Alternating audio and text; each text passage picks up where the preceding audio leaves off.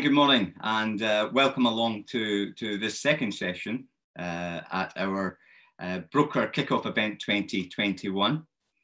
My name is Peter McDermott. If you were with me for the last session, thank you very much for joining me. If you haven't, again, welcome to this one. Hopefully you can tolerate my quite thick Scottish accent. As I say, my name is Peter McDermott. I'm the Business Development Manager for LendInvest in Scotland and in the northeast of England. Today, I've got the pleasure of running through our development exit product. I'll be able to discuss how this can be of benefit to your clients, and it'll explain how that can open up many opportunities for you and your clients going forward. Development exit is an excellent tool for specialist brokers to be aware of, simply because it really can be used when your clients are in a very difficult spot. By using these specialist products, not only does it allow the client to get out of that very tricky situation, but it, as we'll see as we go through this presentation, it can open up many more doors as well. Having been a business development manager with LendInvest for the last 4 years, and obviously prior to that for a long time, I do have a fair amount of experience of these transactions, and I have seen firsthand how these can be used to potentially save a client from losses, quite significant losses, and turn a negative into a positive by not only saving those losses, but open up new opportunities, as I said earlier. So I'm going to spend the next, say, 10, 15 minutes or so talking through what the development exit product is and how you can bring that to life for your clients. I will also draw on a recent case study where we will be able to discuss exactly how this product can be used in quite challenging circumstances. So first of all, what we will do is we'll ask the question and hopefully answer, what is Dev Exit? So essentially, in a nutshell, it's a short-term loan at the end of a development project when there is practical completion and warranties have been signed off. And essentially what this does is it bridges the gap for the developer between the period of when the site is completed and from when all the sales are brought in.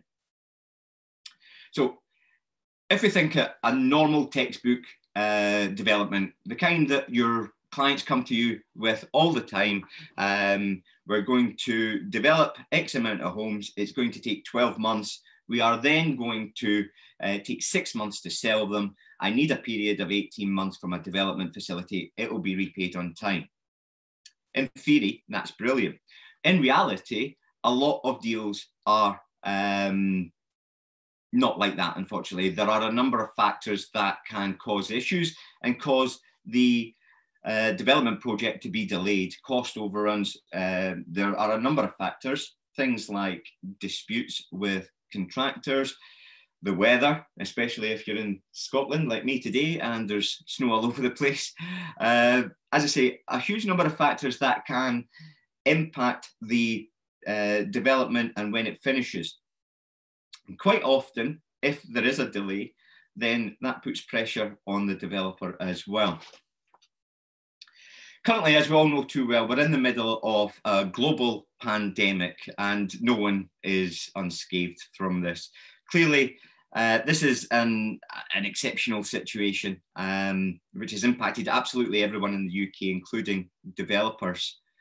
However, even in normal times, there are a number of factors that can cause issues and impact sales at the end of a development. And when those things come into play, this is when our development exit product can be utilised properly. And as I say, it can be very beneficial for developers in that tight spot.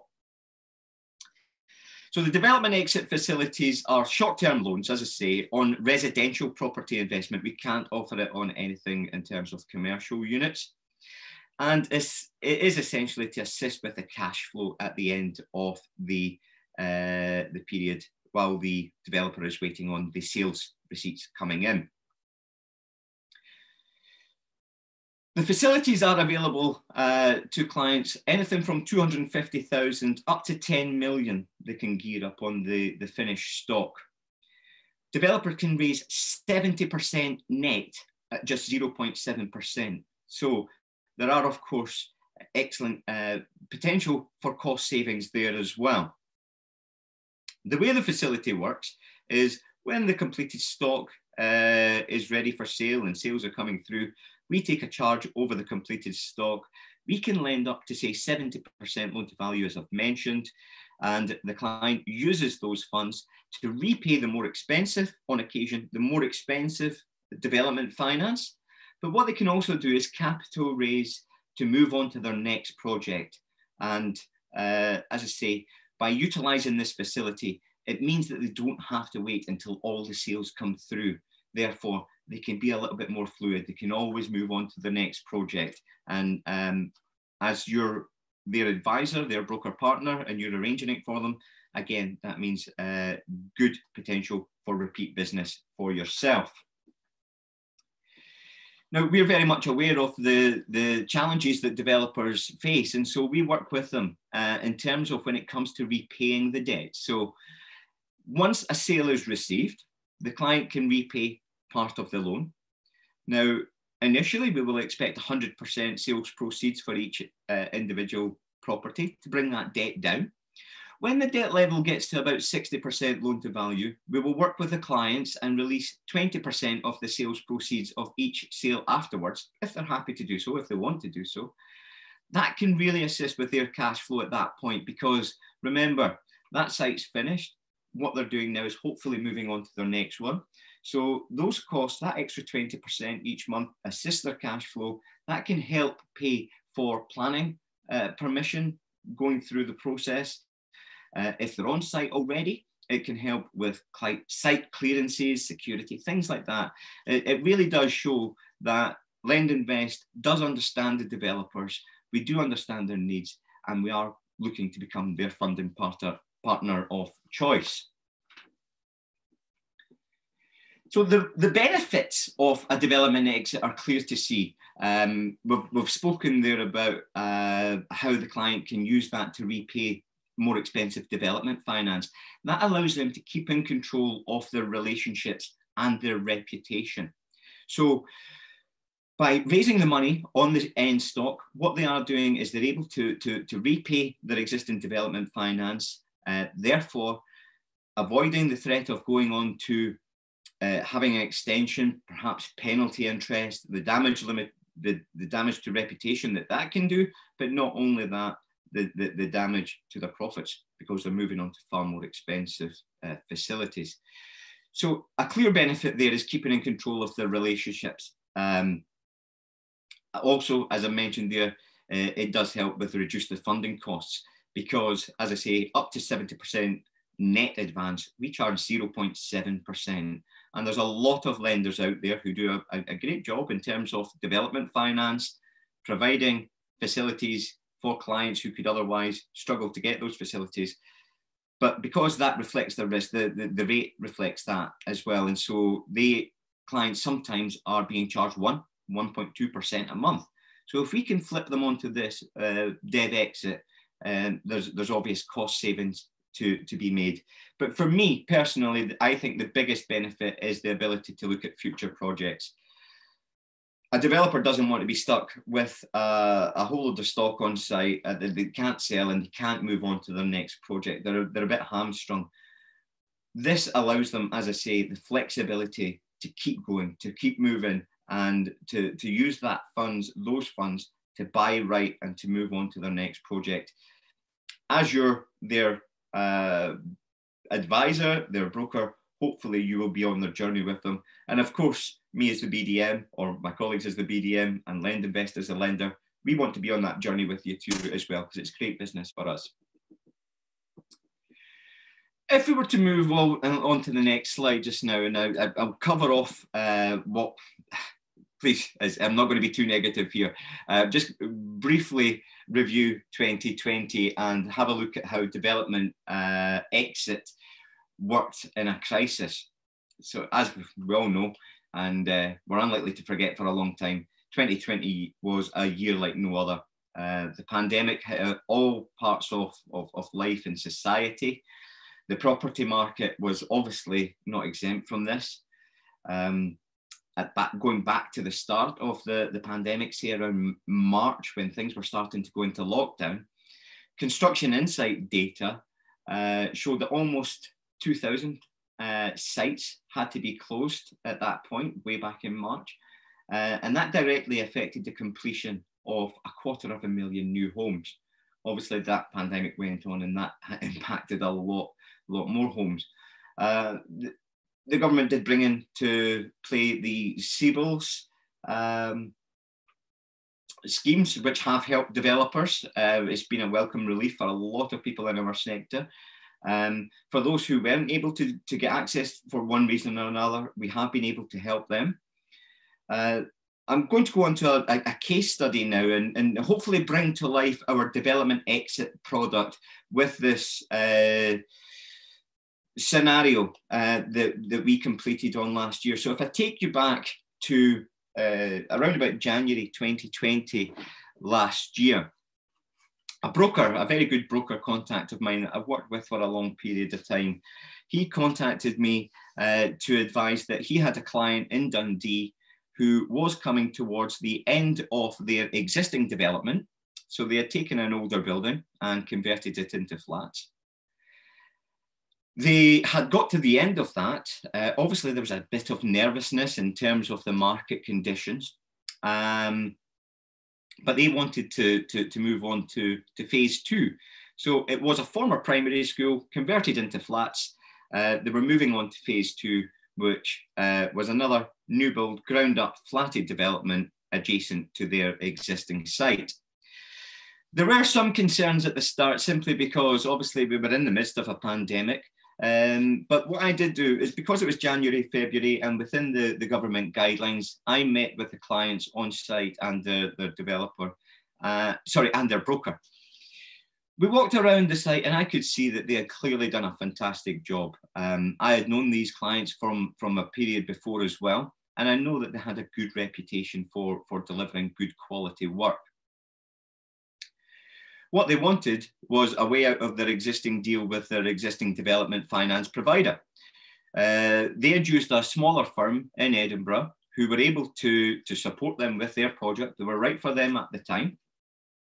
However, the facility was coming towards the end, and there was no guarantees that they were going to be able to fund phase two. These are very good developers developing for a long period of time. And what they did is they had gone to this firm. They clearly realized that this firm might have struggled to fund phase two. And so I was approached to look at our development exit product to see if we could assist them with that. The clients were on a rate which was close to 1%, and the term was close to expiry with their existing lender, and they were potentially facing default interest.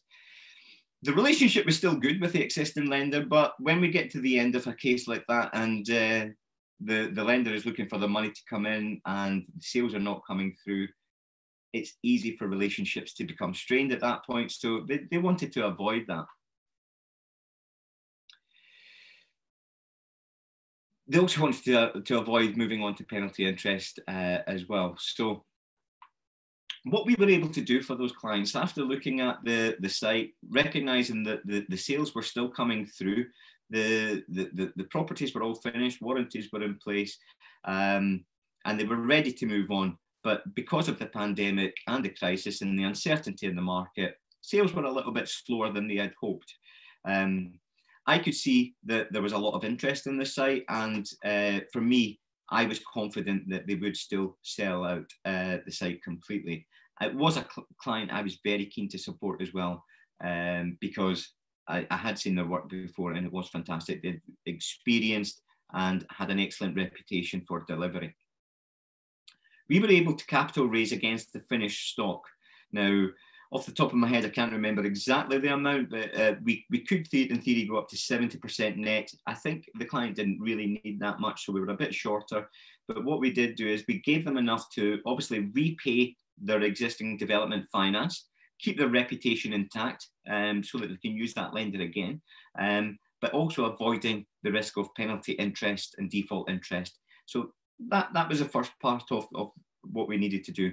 Paid off that, but we also capital raised, and with that additional capital, that allowed the chaps to crack on with the infrastructure. They had a cleared, flatted site next to their existing development. They had guys looking to crack on, and unfortunately we were up against, as I say, a lot of uncertainty in the market, and there was a lot of restrictions coming into play.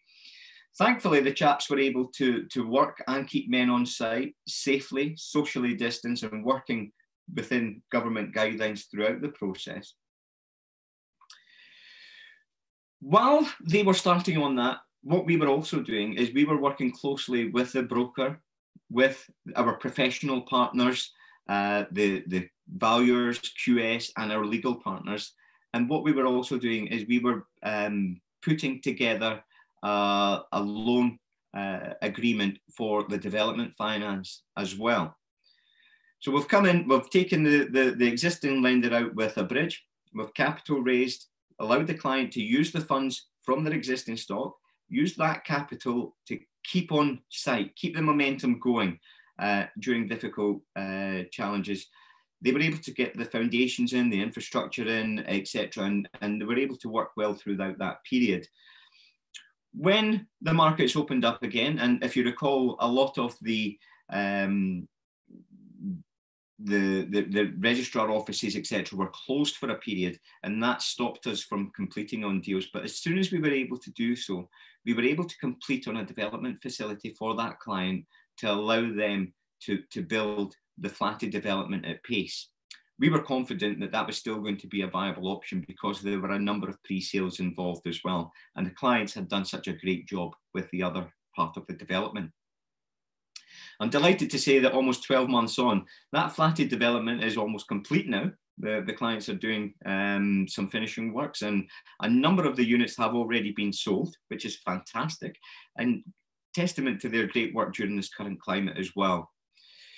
These are clients that we would definitely like to support going forward as well. And the broker as well has been excellent.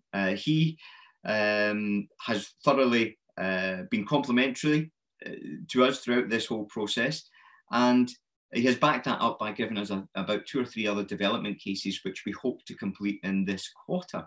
So it really does show the value of knowing what your products can do and using them in the best possible way to get the most positive outcome for your clients. Hopefully that case study has given you a good idea of what we can actually do at LendInvest, and it's painted a positive picture of what we can actually do. Obviously we do have a crisis at the moment and things are challenging. Developments are taking longer. Hopefully if you do have clients in challenging situations like that, you will be able to contact ourselves. It's safe in the knowledge that we have a very strong appetite to fund these types of facilities. That's me come to the end of this short presentation. What I would like to do now is just have a quick look and see what questions have come through, and I will do my best to answer those questions just now. I will say right now, if I can't get to answering all of the questions just now, we will have a follow-up session and we will make sure that every single question is answered.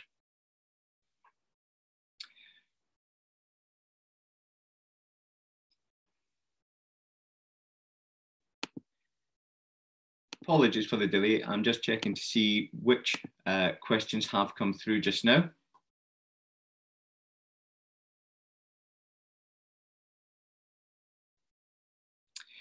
There's a question here in relation to do we scale back based on the number of units?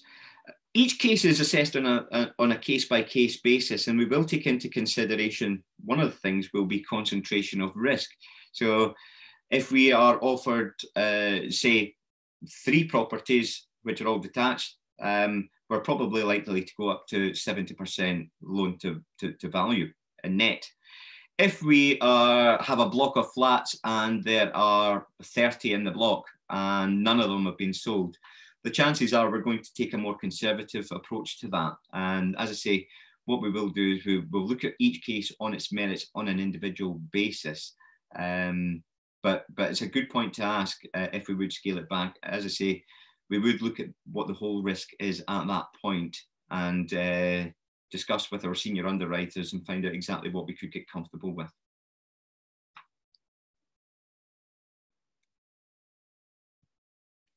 Just trying to scroll through just now. Sorry about the delay.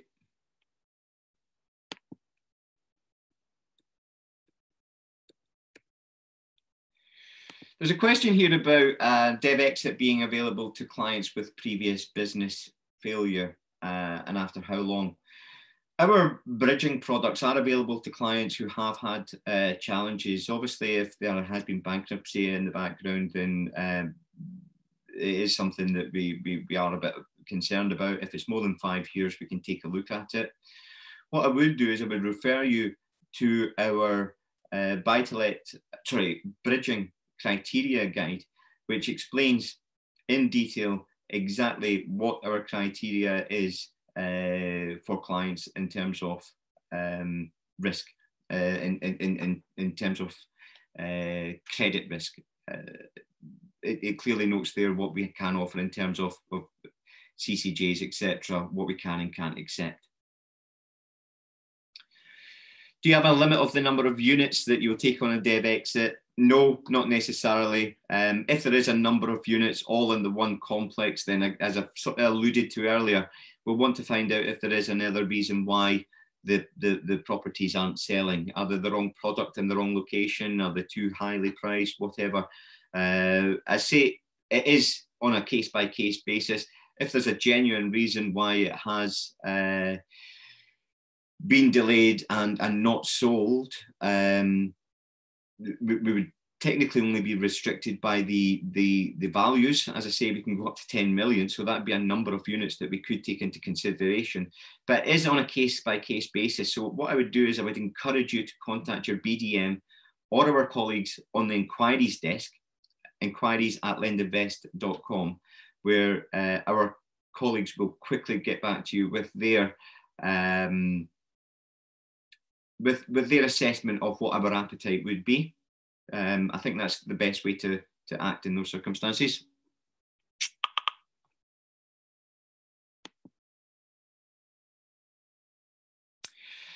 I've just had a message there saying that we need to wrap this up. So there are some good questions there. What we will do is we'll take a note of them. We will contact everybody who has contributed. I would just like to thank you once more for taking the time out to spend it with us today. It has been a pleasure. Thanks again. Take care.